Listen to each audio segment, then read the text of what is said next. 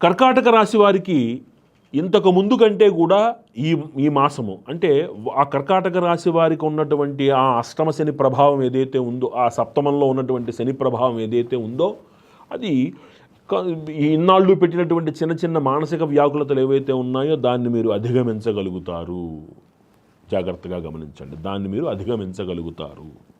ఆరోగ్యం విషయంలో కొంత ప్రతికూలత ఏదైతే మీరు చూశారో ఇప్పుడు అది తొలగిపోయి ఆరోగ్యం బాగుంటుంది.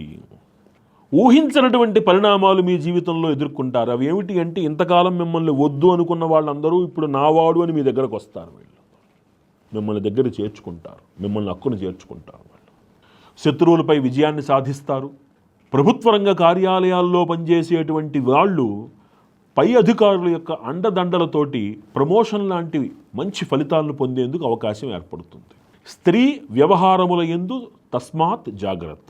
వారితోటి మీరు విభేదించినప్పుడు కానీ, లేకపోతే వారితోటి మీరు మాట్లాడేటప్పుడు కానీ, వారితో వైరం పెట్టుకోవడానికి కూడా కాకుండా కొంచెం దూరంగా ఉండండి. కొంచెం వారితో వాగ్వివాదాలు లేకుండా జాగ్రత్త పడండి. కొంత గృహ నిర్మాణ పనులు ఏవైతే ఆలస్యం అవుతున్నాయో వాటిలో కదలిక ఏర్పడుతుంది. ఇంట్లో ఒక మంచి శుభకార్యం చేయడానికి ప్రణాళికలు ఏర్పాటు చేసుకుంటారు.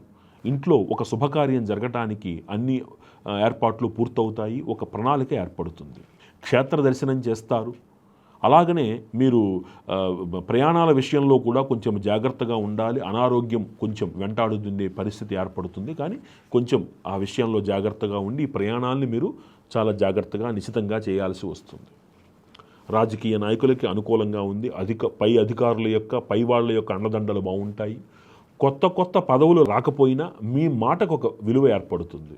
కళారంగాల వాళ్ళకి బాగుంటుంది. పరిశోధనా రంగంలో వారికి కూడా మంచి గుర్తింపు వస్తుంది. విద్యార్థులకు కూడా అనుకూలమైనటువంటి సమయమే ప్రస్తుతానికి నడుస్తున్నది.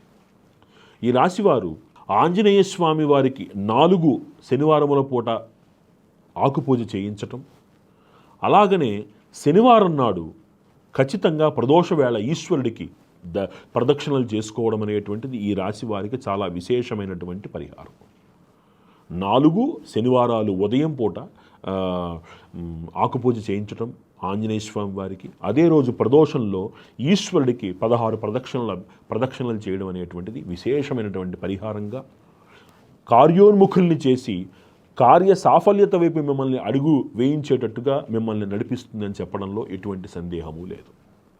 ఈ పరిహారాలు ఆచరించి ఈ రాశివారు మరిన్ని శుభ ఫలితాలు పొంది ఆనందంగా ఉండాలి అని ప్రార్థిస్తూ